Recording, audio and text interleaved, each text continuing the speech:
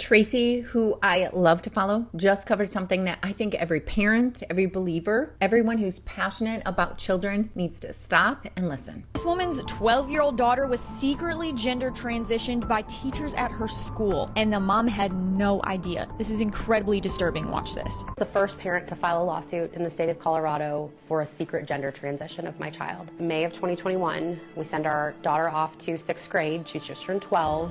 One day her art teacher asked her to stay after school for an art club in the art room, and when she got there it was actually GSA, or Gender and Sexuality Awareness Club. Concepts that I wouldn't have consented to as a parent, that harmed her trust in her parents. They heavily emphasize you don't have to tell your parents might not support you. If they don't affirm you, they don't love you, but we love you. Don't tell your parents. That's the kind of thing that groomers say. That's the language that they use. I had brought in these outside presenters, an organization called Splash for kids 12 and up and Skittles for kids 2 to 11 to talk about gender and sex. On their website has 40 different names that you could potentially call it. Friends of Dorothy is one of them. All these really inconspicuous names that can be easily concealed to parents. And I actually found slide presentations from what they do in these GSAs, and the number one rule is what you hear in here, keep in here. So right off the bat, they tell these kids, don't tell anyone what happens in this room. So it's a cult. That's what happens in cults. Nobody knows what goes on. Keep this secret from the public, and especially don't tell the people who raised you and actually do love you. Do not out your students to their parents. We live in a heterosexist environment.